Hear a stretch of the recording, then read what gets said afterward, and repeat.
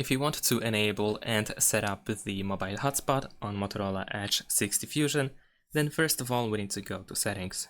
Now over here, go to Network and Internet.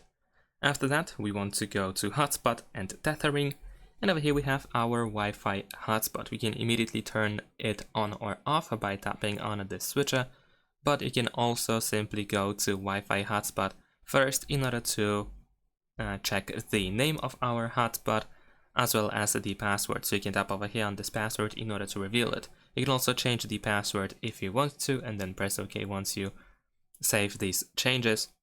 And you have additional options over here. Essentially, we can tap on the switcher in order to turn on our hotspot so that other devices can detect and connect our hotspot. You can also generate the QR code after activating hotspot by tapping on this QR code icon here. Enter your screen lock password in order to reveal the QR code. Besides that, you should also be able to find the option to turn on or off the hotspot in the control center over here, or quick settings. So if you keep scrolling, you should be able to find the hotspot over here, so you can easily turn this on or off by going over here. And that's about it. Thanks for watching, leave a like and subscribe to my channel, and see you in my next videos. Bye!